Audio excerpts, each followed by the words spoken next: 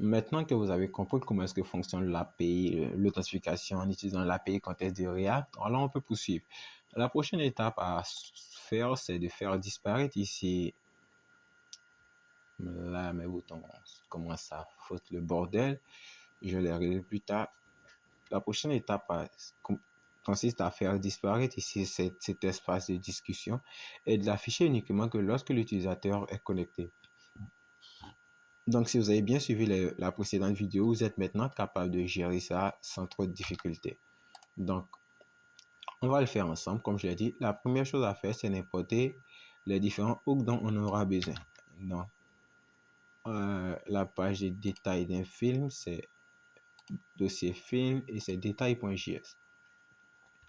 Donc, on va aller tout en haut et on va créer ici une constante qui va utiliser les hooks qui ont été créés, le contexte API. Donc, ici, ça sera logged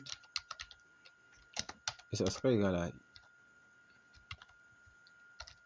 use context et non use text import directement. Et le contexte, ça sera autre contexte. Dans cette variable qui permet de vérifier si on est connecté ou pas. Et c'est cette variable qu'on va utiliser au niveau du chat. Donc, on va là où on a affiché notre chat. Là, c'est-à-dire là, on a film discussion. Non, on a plutôt chat ici. Et là, on va utiliser l'opération ternaire. On va dire que si jamais on est connecté, alors on va afficher le chat et dans le cas contraire, on va afficher nul. Donc, j'ai juste à prendre ça et lui à le monter là.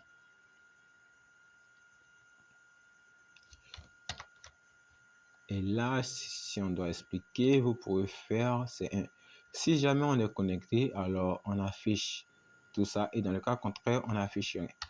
Donc, si on enregistre ça, il va compiler pendant quelques secondes, le temps d'afficher le bon message. Et il va prendre son temps, il recharge. Et puisqu'on est connecté, on a notre chat qui apparaît. Et puisqu'on n'a pas encore mis en place le système de déconnexion, notre système de connexion marche si on trouve uniquement que le token user token dans la mémoire du navigateur. Donc, dans notre cas ici, on va se rendre dans la mémoire du navigateur et supprimer ce token. Et en supprimant ce token de la mémoire du navigateur, l'utilisateur va être déconnecté. Donc, on supprime le token, on ne l'a plus ici dans l'onglet application. Et si on rafraîchit, on verra notre barre de navigation qui va complètement changer puisqu'on n'a plus ici le token. Alors, React considérera qu'on est déconnecté comme on le lui a demandé. Et là, puisqu'on est déconnecté, il ne nous affiche plus notre espace de chat. Encore une fois, pour tester, on peut ici venir se connecter.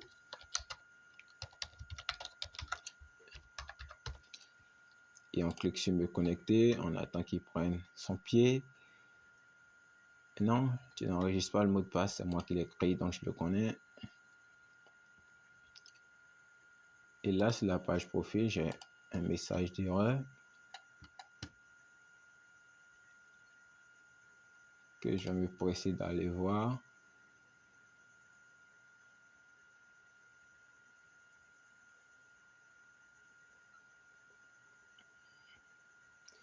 Et là, il me dit cannot read property of undefined name.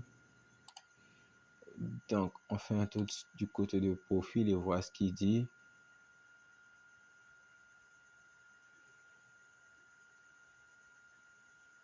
Donc là, on a log. Je vérifie si le log, on affiche le loader. Là, pourquoi est-ce qu'il nous affiche ça? On va vérifier. On va dire user. Si jamais l'utilisateur est égal à non défini, on va dire que si jamais l'utilisateur n'est pas défini, alors tu m'affiches le loader et dans le cas contraire, tu m'affiches ça.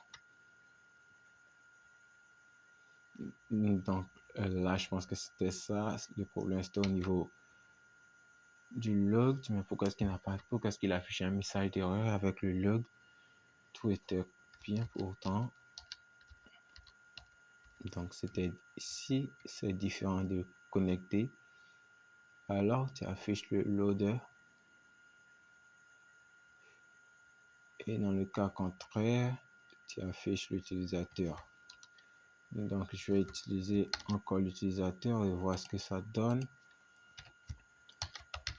Je vais me rendre au niveau de la mémoire de l'ordinateur et supprimer à nouveau le token pour connecter mon utilisateur. Donc, voilà, je fais un delete token, on rafraîchit pour être sûr que le token a disparu.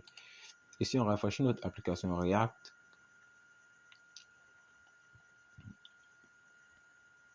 on reste à tourner en boucle et on reste sur l'URL profil. Et ça, c'est quelque chose à régler. Une fois que le token est détruit, si jamais on est sur la page profil, il faut qu'on soit automatiquement redirigé sur la page d'accueil. Puisque l'utilisateur est déconnecté, il ne faut plus qu'il ait accès à sa page profil. Donc, on va aller au niveau des profils et ici, on va créer une méthode qui permet de faire ça pour nous. Donc, on va juste importer ici le useEffect. Et là, au lieu de faire une constante, on va juste créer une constante qu'on va appeler checkAuth qui permettra de vérifier l'authentification et ça sera une fonction fléchée qui fera juste une condition, c'est-à-dire on fera si l'utilisateur est égal à undefined. Si l'utilisateur n'est pas défini, alors on créera ici une fonction navigate, puisque comme on sait maintenant le faire, donc on peut dire const navigate, et ici ça utilise le use navigate. Et ce use navigate provient bien évidemment du React DOM. Je n'ai plus l'autocomplétion. Bien, c'est parfait. Donc ici, je vais juste venir faire l'import. C'est import use navigate from React DOM. Et ici, si l'utilisateur n'est pas défini, on va juste faire un navigate et on va rediriger sur la page de connexion. Donc, si on rafraîchit ici, je pense que React devrait le faire tout seul. Et cette variable checkAuth, je vais lui dire que je veux qu'elle soit exécutée à chaque fois qu'on est sur cette page. Donc, ça useEffect. Et là, c'est le nom de notre fonction qui est checkAuth. Et ici, on laisse ça vide. Et là, on rafraîchit, on attend qu'il finisse la compilation. Et on voit que là, il nous a automatiquement redirigé sur localhost 3000.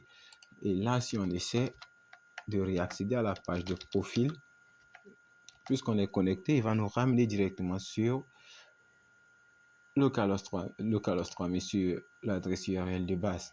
Donc voilà comment vous pouvez vérifier si un utilisateur est connecté et comment rediriger dans le cas contraire. Donc vous pouvez utiliser cette méthode pour vérifier sur l'écran. Je vais voir si on a accès à l'écran login. Oui, puisqu'on n'est pas connecté, c'est normal. C'est moi@gmail.com 1, 2, 3, 4 et on se connecte. Je t'ai déjà enregistré mon mot de passe, je le connais. Ensuite, puisqu'on est déconnecté, on peut accéder à l'écran login maintenant. Si je clique sur login, je vois que c'est automatiquement redirigé sur profil. Voyons voir pourquoi est-ce qu'on est redirigé directement sur profil. Maintenant, si je clique sur profil, j'ai bien ça.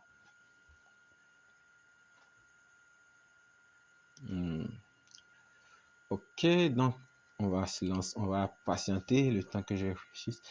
Et je pense qu'on va attendre la prochaine vidéo que je trouve l'idée pour que je puisse vous expliquer parce que j'ai l'impression qu'il y a un truc qui ne fonctionne pas vraiment.